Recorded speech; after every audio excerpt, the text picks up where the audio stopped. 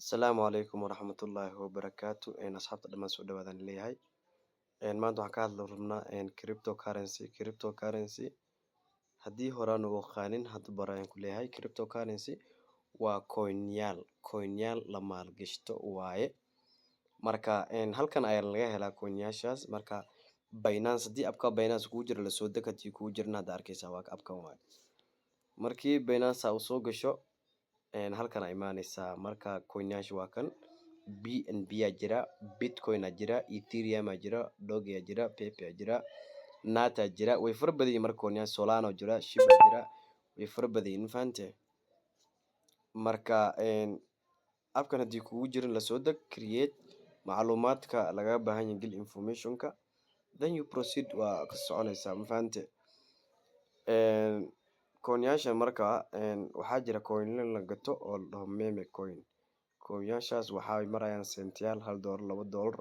coinyaashaas inta badan la gataa waayo Bitcoin ma gadan kartid lacagteeda waa too much BNB waa gadan kartaa Ethereum haddii awood waa gadan kartaa markii abka saan usoo gasho gudihiisa marka abka haddii aad rabto inaad lacag kusoo shubato rabto waxaa ku dhufanaysaa add funds marka add funds ku dhufato saddexdan qodob bay kusoo bixinayaan wuxuu bixinayaa B2B trading buy with cash yacni Kenya money Kenya shilling camal ku wada iyo deposit crypto saddexda markuu kuu soo bixiyo lacala haddii aad joogto Kenya waxaad isticmaali kartaa B2B macnaheedu waxaa waaye yacni marka B2B ku dhufato waa buy and sell yacni qofka haddii aad u baahan tahay inaad lacag gadato aad rabto inaad qof kasoo gadato aad rabto dollar u baahan tahay waxaad ku dhufanaysaa buy haddii aad rabto inaad dollar iska gadan waxaad ku dhufanaysaa sell marka saa usoo gasho B2B gudihiisa wuxuu kusoo bixinayaa USDT wuxuu kusoo bixinayaa amount ka rabto payment-ka okay lacag ka soo qaad lacag rabo inaad soo gashto okay waxaan ku dhufanayaa payment aan dhaga siinayaa payment ma ku dhufato wuxuu soo bixinayaa intan marka instant pay Airtel money bank transfer Equity bank M-Pesa Safaricom M-Pesa Paybill M-Pesa Pochi la biashara access cash deposit cooperative bank Ecobank waxyaalahan uu kusoo bixinaya marka mida adiga ku fudud oo markaas ayada aad aragto ayaad maaragtay ka dooqanaysaa okay let's go anigoo kale waxay dii fudud M-Pesa Kenya Safaricom dhagan ka siinaa marka okay marka dhaga si waa isoo bixiyo aragtina umaleynaa okay halkii dollar wuxuu marayaa 131 like ka soo qaad limit hadda meeshan ayaga wuxuu qofkan soo saaray qofka aad ka gadanayso dollar ahaan marka u baahan tahay like limitka waa 10,000 ilaa 11,193 shilin okay haddii rabto lacag yariis inaad gashato like 2,000 ilaa wixii ka hooseeyo ilaa wixii ka yar insha Allah waa fiirinaysaa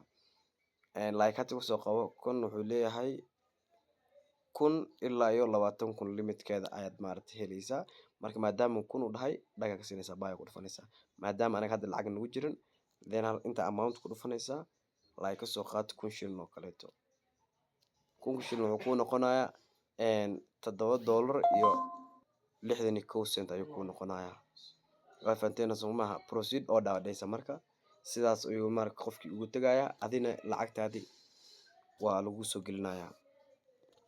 gadaal dib markii aad u laabato macluumaad fara badan ayaa gudaha ku jira gadaal u laabano okay aan ku dhufana later waa ka marka meeshan waxa ayadana hal market suuqa waa meeshan waaye favorite market discover square waxyaalaha meeshan waa meesha suuqa market-ka waaye inta waa trading waxa waaye buy and sell waaye ma fahanteen okay lacagaha kala gadanaysaa like inta ku dhufato Doge to USDT soo maartid Bitcoin to USDT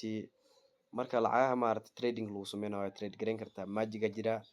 waa ka iyada Magic Posa jira marka way fara badan yihiin trading markii la dhaho